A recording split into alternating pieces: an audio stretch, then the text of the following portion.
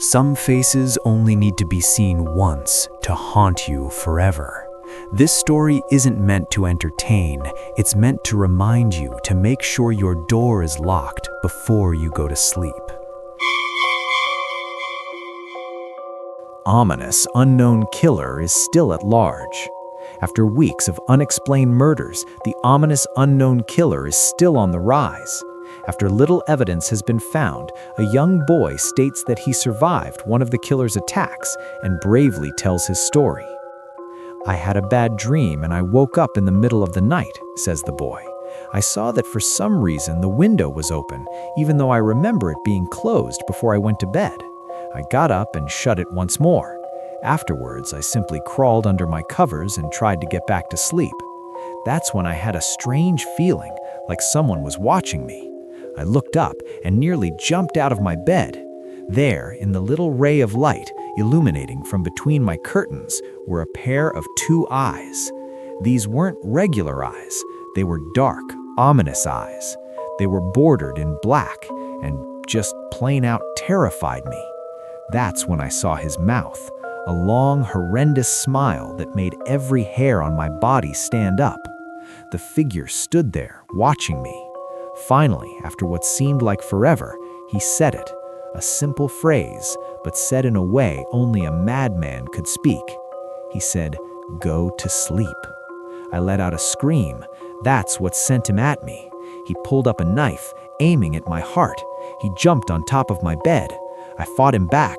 I kicked. I punched. I rolled around, trying to knock him off me. That's when my dad busted in. The man threw the knife. It went into my dad's shoulder. The man probably would have finished him off if one of the neighbors hadn't alerted the police.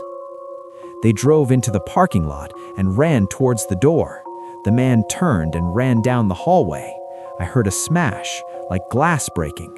As I came out of my room, I saw the window that was pointing towards the back of my house was broken. I looked out it to see him vanish into the distance. I can tell you one thing, I will never forget that face, those cold, evil eyes, and that psychotic smile. They will never leave my head. Police are still on the look for this man.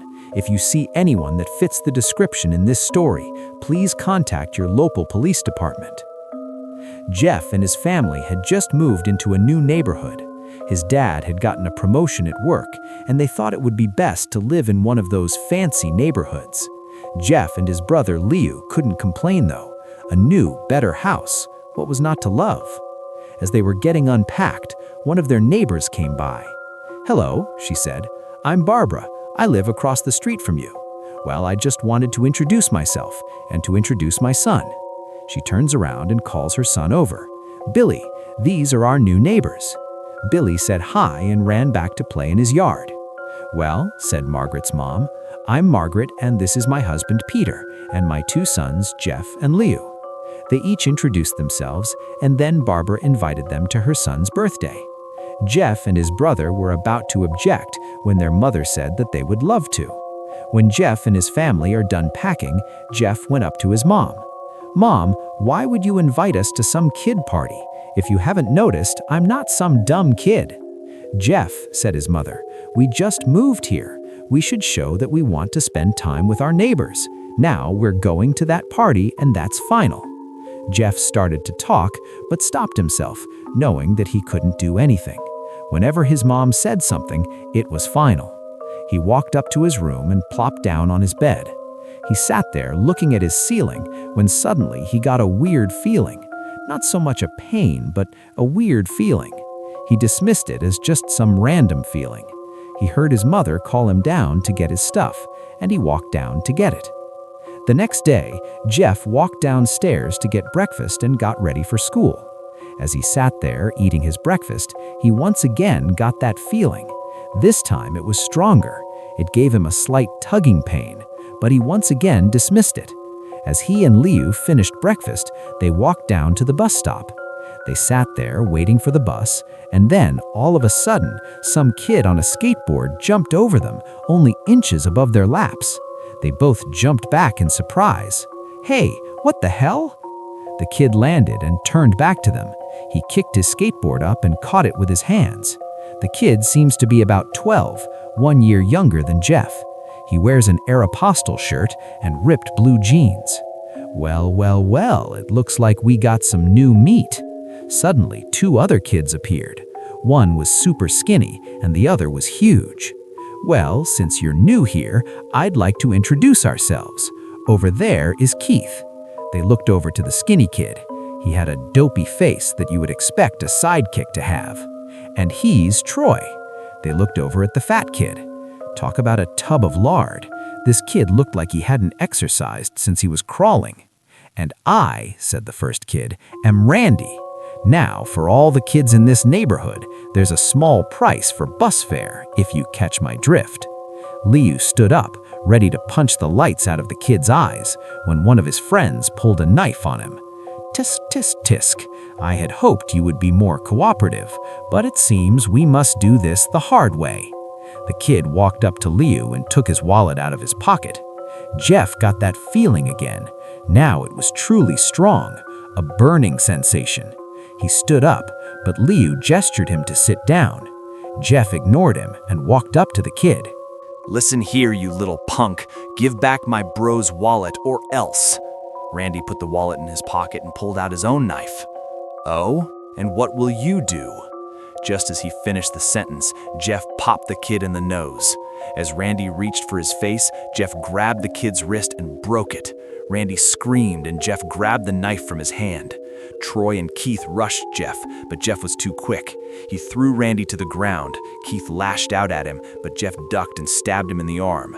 Keith dropped his knife and fell to the ground, screaming. Troy rushed him too, but Jeff didn't even need the knife. He just punched Troy straight in the stomach and Troy went down. As he fell, he puked all over. Liu could do nothing but look in amazement at Jeff. Jeff, how'd you... That was all he said. They saw the bus coming and knew they'd be blamed for the whole thing, so they started running as fast as they could. As they ran, they looked back and saw the bus driver rushing over to Randy and the others. As Jeff and Liu made it to school, they didn't dare tell what happened. All they did was sit and listen. Liu just thought of that as his brother beating up a few kids, but Jeff knew it was more. It was something scary. As he got that feeling, he felt how powerful it was, the urge to just hurt someone. He didn't like how it sounded, but he couldn't help feeling happy. He felt that strange feeling go away and stay away for the entire day of school, even as he walked home due to the whole thing near the bus stop and how now he probably wouldn't be taking the bus anymore. He felt happy. When he got home, his parents asked him how his day was, and he said, in a somewhat ominous voice, "It was a wonderful day." Next morning, he heard a knock at his front door. He walked down to find 2 police officers at the door, his mother looking back at him with an angry look. "Jeff, these officers tell me that you attacked 3 kids, that it wasn't regular fighting, and that they were stabbed. Stabbed, son." Jeff's gaze fell to the floor, showing his mother that it was true. "Mom, they were the ones who pulled the knives on me and Liu."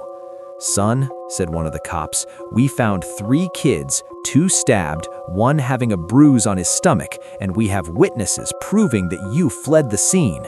Now, what does that tell us?" Jeff knew it was no use. He could say him and Liu had been attacked, but then there was no proof it was not them who attacked first. They couldn't say that they weren't fleeing because, truth be told, they were. So Jeff couldn't defend himself or Liu. "Son, call down your brother." Jeff couldn't do it, since it was him who beat up all the kids. "Sir, it was me. I was the one who beat up the kids. Liu tried to hold me back, but he couldn't stop me." The cop looked at his partner, and they both nod. "Well, kid, looks like a year in juvie." "Wait," says Liu. They all looked up to see him holding a knife. The officers pulled their guns and locked them on Liu. "It was me. I beat up those little punks. Have the marks to prove it." He lifted up his sleeves to reveal cuts and bruises, as if he was in a struggle. "Son, just put the knife down," said the officer. Liu held up the knife and dropped it to the ground. He put his hands up and walked over to the cops. "No, Liu, it was me. I did it." Jeff's tears were running down his face. Poor bro, trying to take the blame for what I did. Well, take me away. The police led Liu out to the patrol car. "Liu, tell them it was me! Tell them! I was the one who beat up those kids!" Jeff's mother put her hands on his shoulders. "Jeff, please, you don't have to lie. We know it's Liu. You can stop." Liu watched helplessly as the cop car speeds off with Liu inside. A few minutes later, Jeff's dad pulled into the driveway, seeing Jeff's face and knowing something was wrong. Jeff, what is it?" Jeff couldn't answer. His vocal cords were strained from crying. Instead, Jeff's mother walked his father inside to break the bad news to him as Jeff wept in the driveway. After an hour or so, Jeff walked back into the house, seeing that his parents were both shocked, sad, and disappointed. He couldn't look at them. He couldn't see how they thought of Lee when it was his fault. He just went to sleep, trying to get the whole thing off his mind. 2 days went by, with no word from Liu at JDC, no friends to hang out with, nothing but sadness and guilt. That is until Saturday, when Jeff is woken up by his mother with a happy, sunshiny face. "Jeff, it's the day," she said as she opened up the curtains and let light flood into his room. What's today?" asked Jeff as he stirs awake. "Why, it's Billy's party." He was now fully awake. "Mom, you're joking, right? You don't expect me to go to some kid's party after—" There was a long pause. "Jeff, we both know what happened. I think this party could be the thing that brightens the past days. Now, get dressed." His mother walked out of the room and downstairs to get ready herself. He fought himself to get up. He picked out a random shirt and pair of jeans and walked downstairs. He saw his mother and father all dressed up, his mother in a dress and his father in a suit. He thought why they would ever wear such fancy clothes to a kid's party. "Son, is that all you're going to wear?" said his mom. "Better than wearing too much," he said. His mother pushed down the feeling to yell at him and hid it with a smile. "Now, Jeff, we may be overdressed, but this is how you go if you want to make an impression," said his father. Jeff grunted and went back up to his room. "I don't have any fancy clothes," he yelled downstairs. "Just pick out something," called his mother. He looked around in his closet for what he would call fancy.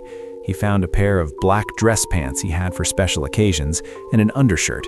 He couldn't find a shirt to go with it, though. He looked around and found only striped and patterned shirts, none of which go with dress pants. Finally, he found a white hoodie and put it on. "You're wearing that?" they both said. His mother looked at her watch. "Oh, no time to change. Let's just go," she said as she herded Jeff and his father out the door. They crossed the street over to Barbara and Billy's house. They knocked on the door, and it appeared that Barbara, just like his parents, way overdressed. As they walked inside, all Jeff could see were adults, no kids. "The kids are out in the yard. Jeff, how about you go and meet some of them?" said Barbara. Jeff walked outside to a yard full of kids. They were running around in weird cowboy costumes and shooting each other with plastic guns. He might as well be standing in a Toys R Us. Suddenly, a kid came up to him and handed him a toy gun and hat. "Hey, want to play?" he said. No, kid. I'm way too old for this stuff." The kid looked at him with that weird puppy dog face. "Please?" said the kid. "Fine," said Jeff. He put on the hat and started to pretend shoot at the kids. At first, he thought it was totally ridiculous, but then he started to actually have fun. It might not have been super cool, but it was the first time he had done something that took his mind off of Liu. So he played with the kids for a while until he heard a noise, a weird rolling noise. Then it hit him. Randy, Troy, and Keith all jumped over the fence on their skateboards. Jeff dropped the fake gun and ripped off the hat. Randy looked at Jeff with a burning hatred. "Hello, Jeff, is it?" he said. "We have some unfinished business. I think we're even. I beat the crap out of you, and you get my brother sent to JDC." Randy got an angry look in his eyes. "Oh no, I don't go for even, I go for winning. You may have kicked our asses that one day, but not today." As he said that, Randy rushed at Jeff. They both fell to the ground. Randy punched Jeff in the nose, and Jeff grabbed him by the ears and headbutted him.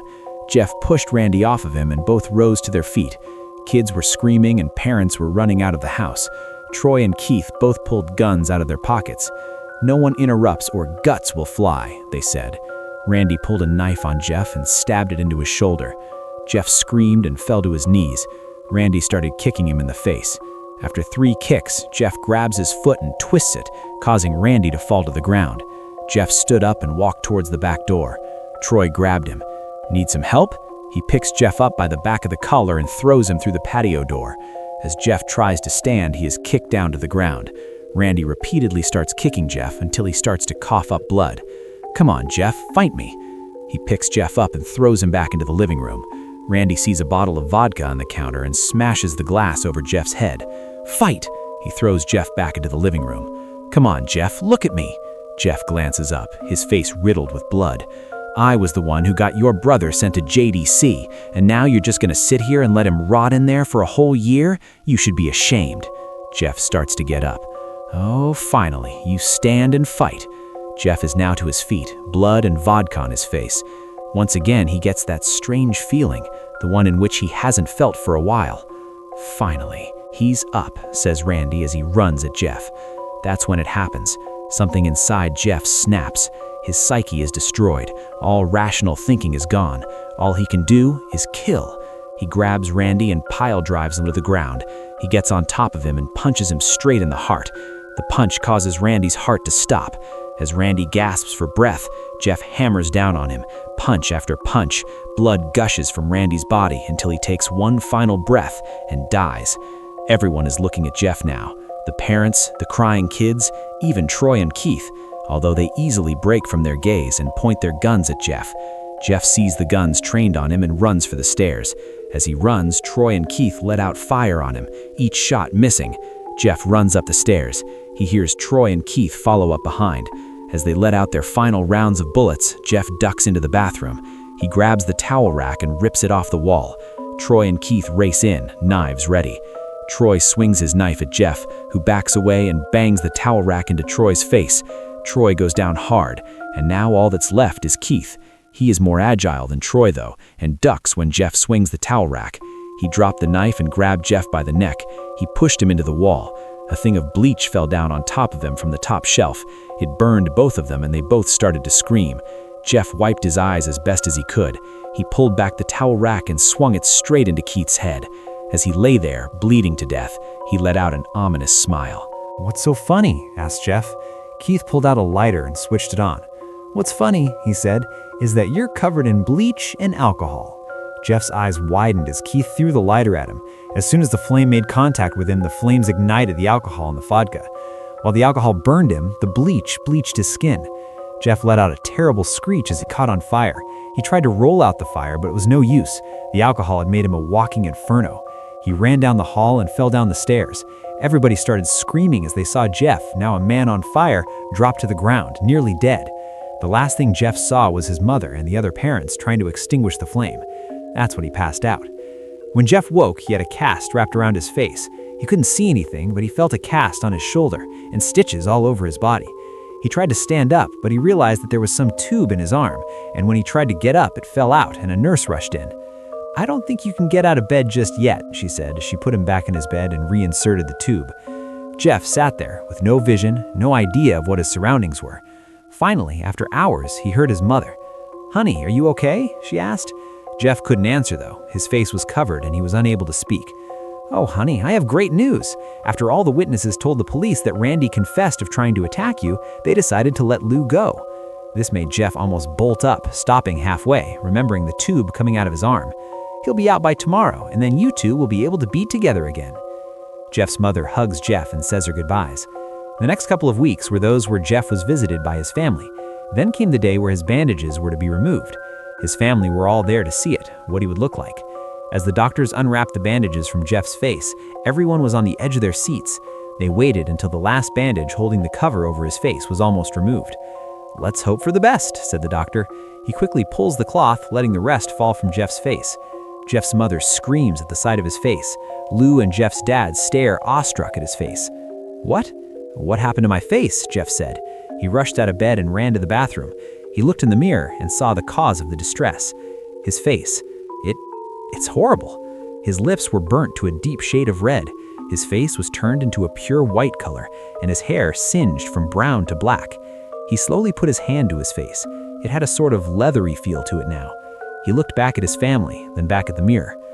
"Jeff," said Lou, "it's not that bad." "Not that bad?" said Jeff. "It's perfect." His family were equally surprised.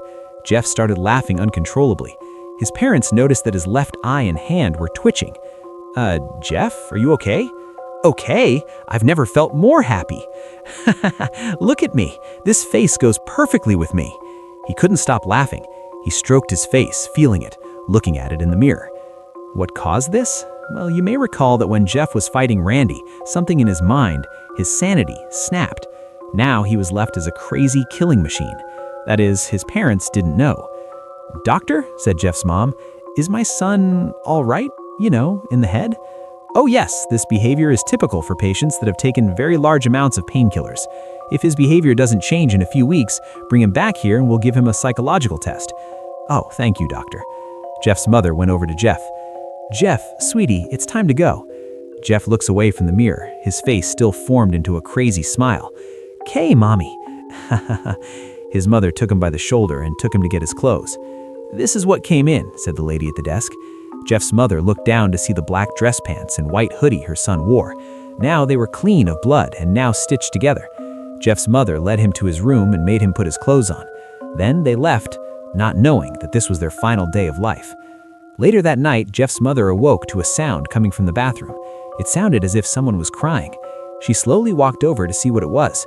When she looked into the bathroom, she saw a horrendous sight. Jeff had taken a knife and carved a smile into his cheeks. "Jeff, what are you doing?" asked her mother. Jeff looked over to his mother. "I couldn't keep smiling, Mommy. It hurt after a while. Now I can smile forever." Jeff's mother noticed his eyes, ringed in black. "Jeff, your eyes." His eyes were seemingly never closing. "I couldn't see my face. I got tired and my eyes started to close. I burned out the eyelids so I could forever see myself. My new face." Jeff's mother slowly started to back away, seeing that her son was going insane. "What's wrong, Mommy? Aren't I beautiful?" "Yes, son," she said.